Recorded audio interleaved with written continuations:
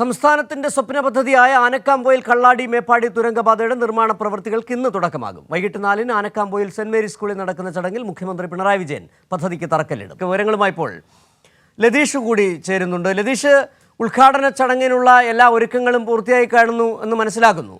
രാവിലെ തന്നെ വിവിധ ജനങ്ങളുടെ പ്രതികരണങ്ങൾ കേട്ടതാണ്. ഒരു വലിയ സ്വപ്നമാണ്, ചിലർ സ്വപ്നം കണ്ടതാണ് ആ പദ്ധതി നടപ്പിലാകരുതെന്ന്. പക്ഷേ ആ മലയോര ജനതയുടെ കേരളത്തിൻ്റെ വികസന സ്വപ്നം പൂവണിയുകയാണ്. എങ്ങനെയാണ് ഉദ്ഘാടന ചടങ്ങുകൾ, ആരൊക്കെയാണ് പങ്കെടുക്കുന്നത്?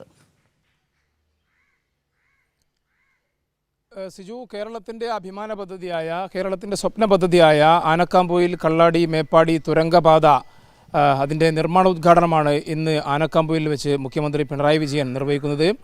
മന്ത്രി PM മുഹമ്മദ് റിയാസ് അധ്യക്ഷത വഹിക്കുന്ന ചടങ്ങിൽ മന്ത്രിമാരായ KN Balagopal, OR Kelu, AK Saseendran തുടങ്ങിയവർ പങ്കെടുക്കും. ജനപ്രതിനിധികൾ, വയനാട്ടിലെയും അതേപോലെ തന്നെ കോഴിക്കോട് ജില്ലയിലെയും ജനപ്രതിനിധികൾ ഉൾപ്പെടെയുള്ളവർ ഈ ചടങ്ങിന് സാക്ഷ്യം വഹിക്കും. ആയിരക്കണക്കിന് മലയോര ജനതയെ വലിയ ആവേശത്തോടെ ഏറ്റെടുത്ത ഈ പദ്ധതിയുടെ നിർമ്മാണ പ്രവൃത്തി ഉദ്ഘാടനത്തിനായി സാക്ഷ്യം വഹിക്കാനായി ആനക്കാംപൊയിൽ സെന്റ് മേരീസ് സ്കൂൾ ഗ്രൗണ്ടിലെത്തും. അവിടെയാണ് പരിപാടി നടക്കുക.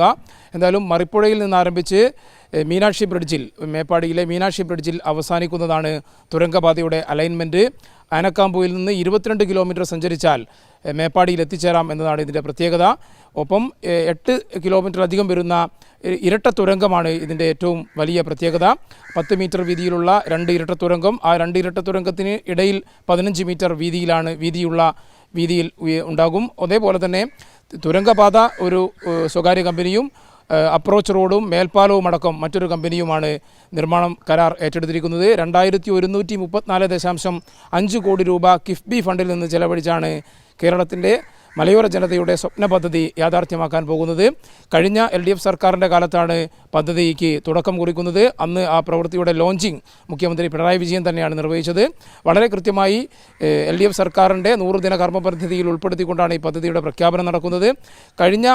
കഴിഞ്ഞ LDFിൻ്റെ തിരുവമ്പാടിയിലെ പ്രകടന പത്രികയിലെ ഏറ്റവും പ്രധാനപ്പെട്ട പദ്ധതിയായി ഇത് വരികയും ചെയ്തു.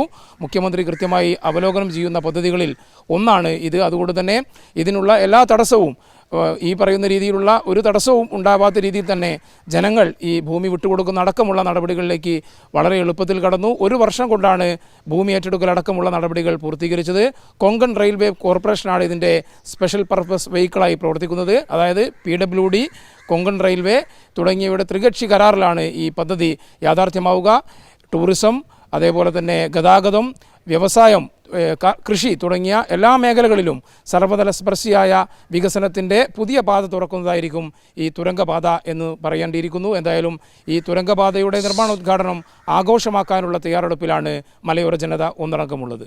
സിജു, ശരി, ലതീഷാണ് വിവരങ്ങൾ നൽകിയത്.